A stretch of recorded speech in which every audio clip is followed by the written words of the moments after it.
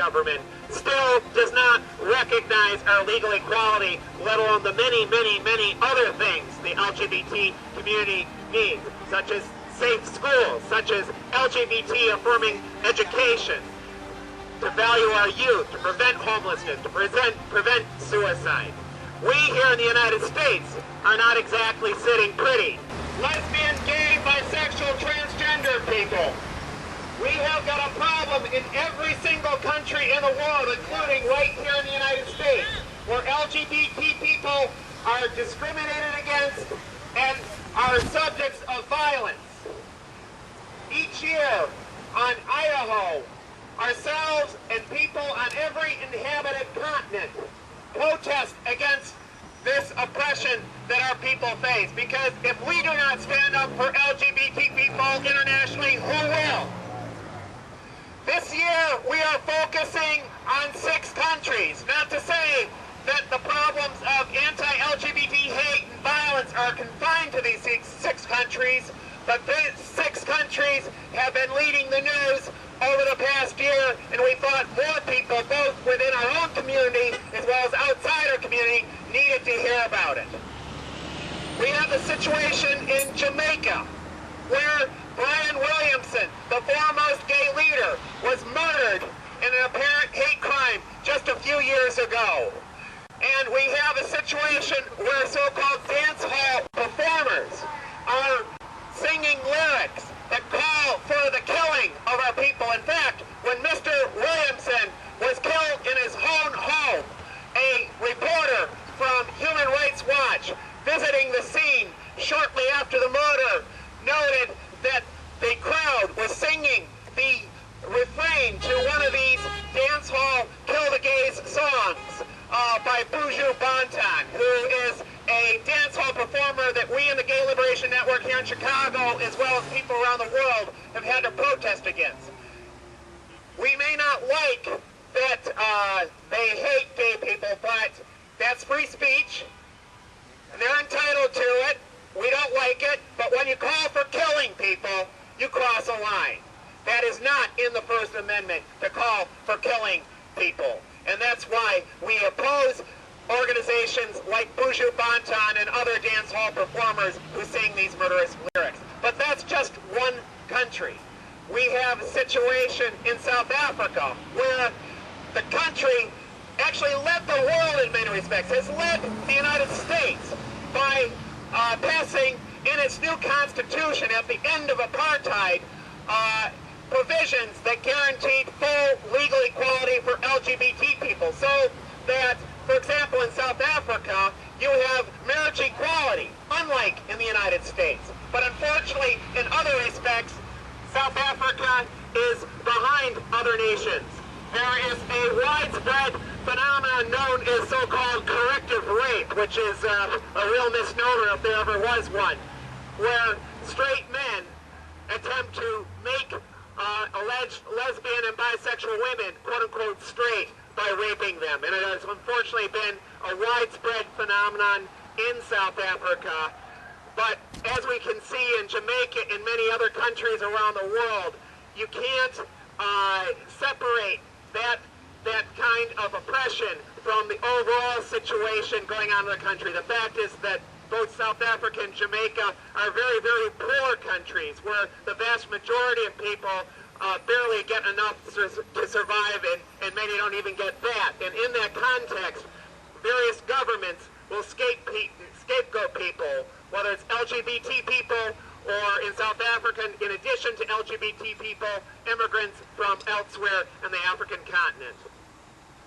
Moving north to Uganda, another country that we have been focusing on this year, we're very happy to report that the so-called Kill the Gays bill, which was recently threatened with passage as recently as this past week, was fortunately defeated, for the time being at least.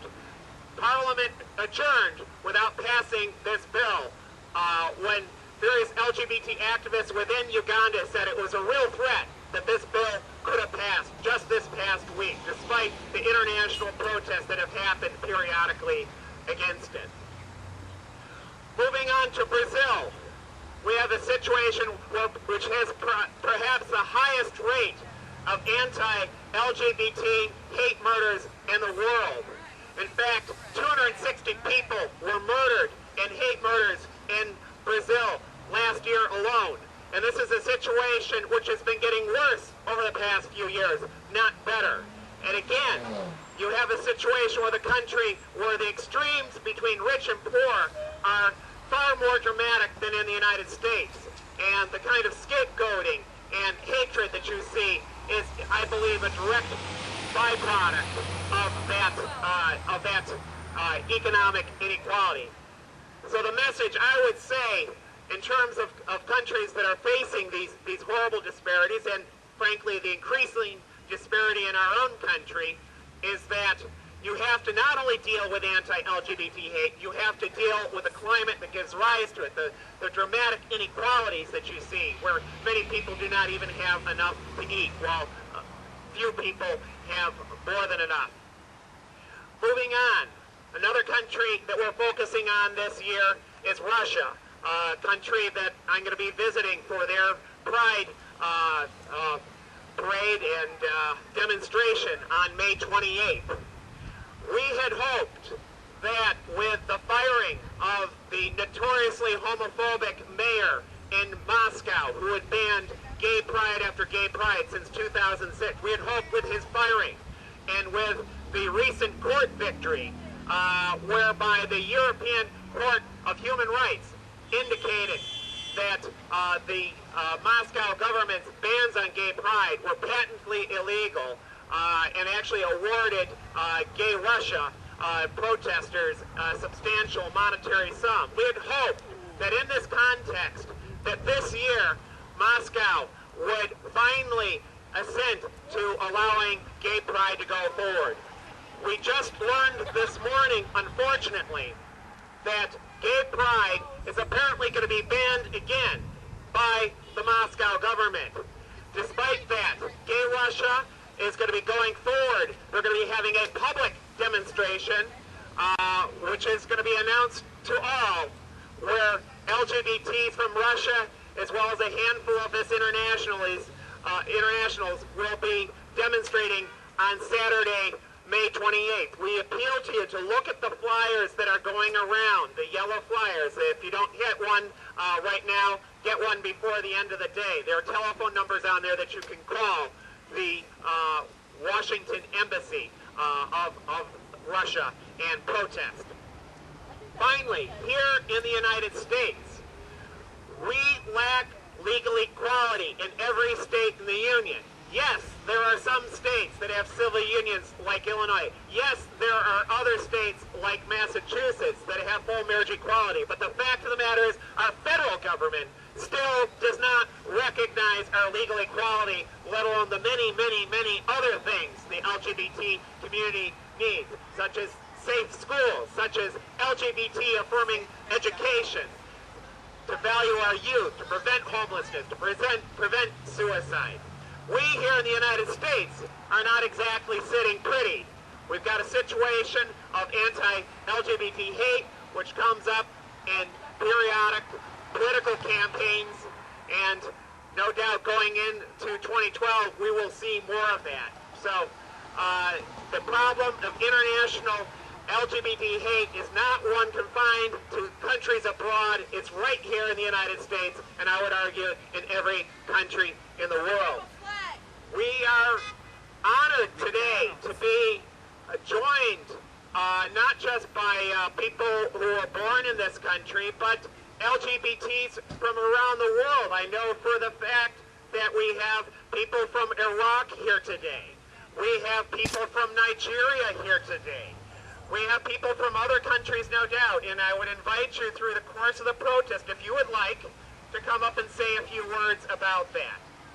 In fact, Jan Andewole of Courage Nigeria, who was here last year, I'd like to invite to say a few words about the situation in Africa. Thank you. As we all know, homophobia is up to an epidemic level across Africa.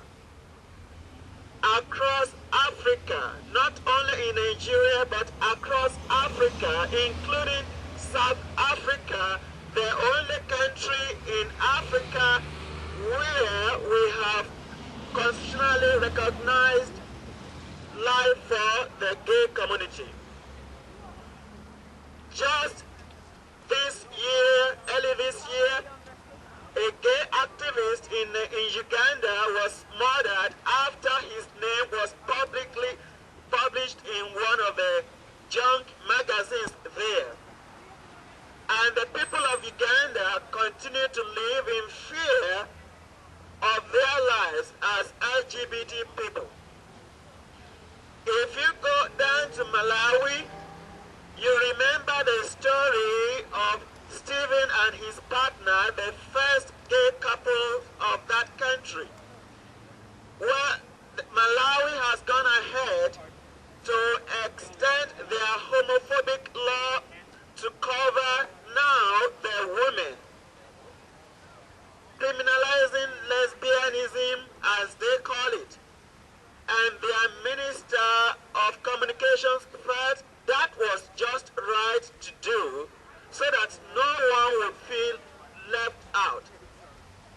How can you discriminate against a section of people and say you're trying not to discriminate against a section? That is the situation in Malawi. If you move from there to Dahomey, a young guy named Rogers is behind bar now. He will be there for 36 months, which is 3 years. On what ground? On the ground of his sexual orientation. He was set up, invited by someone on Facebook to a park, and there, the person who invited him happened to be a police guy. He was arrested and sentenced to 36 months in prison. For what? For being gay. For going out to search for love. Why are people in fear of the homosexual community? We serve the community, we build the community, we beautify the community. We sing in your churches, we sing at your pubs, we serve your burgers, we dress your tables, we dress your homes. Why will anyone be against people with such a big heart and sense of beauty? Only fear, unfound fear, could make people do that. I have a short poem I'm going to share with us before I hand over the microphone to someone else. I wrote this poem on my way to the immigration office 2 years ago as I was going for my interview for asylum. I happened to take the train because parking downtown is a hell here. Then this lady saw me and the next thing she said was, fag. And it just puzzled me. I did not speak to her or do anything. Why would she call me name? But instead of fighting her or responding to her, I decided to pencil my feelings. And what I penciled that day became an accent when I got to the immigration office downtown here. And I titled it, Live and Let Us Live. My types are rare, yet our scattered presence scare, because we stand for what others not dare. Trust, we are not this way by choice, but we are divine acts to spice the creation so nice. Why are humans in fear up in arm to do my type some harm, despite our hearts so warm? What of if more than you we were? Would we have for your discomfort care?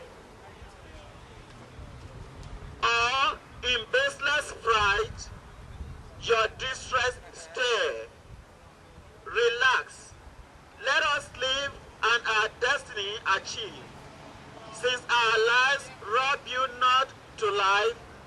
Why not live and let us live? Finally, I want to commend all those gay activists in Africa who are not out here to look for asylum, running away, maybe as I did, but who are there facing the fire and working for equality. It's great work they're doing. If you visit our website, couragenigeria.org, you'll be able to find some of these organizations. They need your support. They need your support. Please support them and keep them going. God bless America. God bless the whole world. Happy Homophobia Day. Thank you. Thanks, John Andewolye. CourageNigeria.org. Next up, we're going to have Bob Schwartz, who's a longtime member of the Gay Liberation Network and has participated and organized for every single International Day Against Homophobia that we have organized. After Bob, I'd like to invite Vicky Cervantes of La Voz de la Abajos, who is out here today and has done wonderful solidarity work with the people of Honduras, where, for those who are not aware, Honduras suffered a U.S.-supported coup in the early months of the Obama administration, and as a result, several leading LGBT activists have been murdered in that country, and Vicky, after Bob is through, will say a few words about that. Thank you, Andy. And I want to thank John for his remarks. John, the leader of Courage Nigeria. I've heard from so many people from Africa, including John, that in fact it does take a great deal of courage to be openly gay and to advocate for human rights for gay people in Africa. It should not be forgotten that the anti-gay laws that are touted in Nigeria, Uganda, and elsewhere across the continent today by local leaders were in fact laws that were imposed on the people of Africa by the British and other European colonialists. This is a legacy of European colonialism that lesbian, gay, bisexual, and transgender people all across Africa are still having to live with, sometimes with deadly consequences. And also, in terms of the Kill the Gays bill that was referenced earlier in Uganda, that was defeated because the parliament failed this time to take it up, it should not be forgotten that evangelical figures from the United States, including Scott Lively and others, went there in March of 2009 and conducted public meetings condemning homosexuality and urging the Ugandan parliament and other political leadership to clamp down on homosexuality in Uganda, while it was already illegal. But this wasn't enough for these bigots from the United States and their local hangers-on in Uganda. They wanted to further criminalize homosexuality and to make it punishable by death in some instances. Now this bill, as was pointed out, was tabled, was not brought up by the Parliament, which adjourned, but it's still there and it could be reactivated at any time. And if and should that happen, remember that there's a strong United States motivation behind that Kill the Gays bill, just like there is British colonial instigation behind the anti-homosexuality laws all across Africa. mention the United States. Now, I'm sad to say at this moment that I'm from Minnesota. The Minnesota Senate has approved a bill that would put anti-gay marriage equality into the Minnesota State Constitution. This bill has also passed a committee in the legislature, in the Minnesota House of Representatives, I should say, and it is likely at this point that it will pass the legislature and be put on the ballot next fall. This would enshrine anti-gay bigotry in the Minnesota State Constitution. It is already in the constitutions of other states and codified in law in many other states, including Illinois. There is civil unions legislation here, but there's also legislation that declares that marriage is between a man and a woman. So this legislation to codify bigotry in the Minnesota Constitution is pending. Now, a majority of people, according to polls taken in Minnesota, are opposed to this legislation.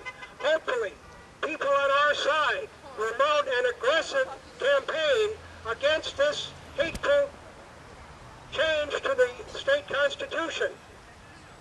If they don't mount an aggressive campaign, then we will probably lose there the way we have in Massachusetts, or in Maine, I should say, and in California and other places where they failed to mount an aggressive campaign, including rallies like this one, hopefully even larger than this one, where gay people and our supporters will stand up and say we're not going to tolerate codification of anti-gay bigotry in the Minnesota State Constitution. Finally, it should be pointed out that most of the gay organizations don't rely on the kind of thing that we're doing here today, direct action to force social change. They tell all of us that we should vote for Democrats. Democrats like Bill Clinton, who put in effect the Defense of Marriage Act, which so far the Democrats and Obama, even when they had a majority in both houses of Congress, refused to repeal. So, one final point that I want to make here is that social change is made through direct action of the type that we are engaging in here today. Going to the polls to vote for Democrats is a sure way to keep LGBT people, workers, and others under the heel of our oppressors. So please tell your friends, if they want to advance the struggle for LGBT freedom, they need to be out here on the streets. Thank you. Thank you. That was Bob Schwartz. A theme for today is solidarity across borders and between communities. Bob, for those who don't know him, marched with Dr. King here in Chicago when they were facing bricks. Marched with Dr. King in the South as well, and is still marching today. Another person who exemplifies that kind of solidarity is Vicar Cervantes of La Voz de los Bajos, which is a group that is based in the Little Village Pilsen area, which works for immigrant rights, which works for international solidarity, which works against wars. And Vicky is here in solidarity with us today and LGBT people around the world. Let's give it up for Vicky Cervantes. Stop the violence! Honduras comes only after Brazil in violence against homosexuals in Latin America and the Caribbean.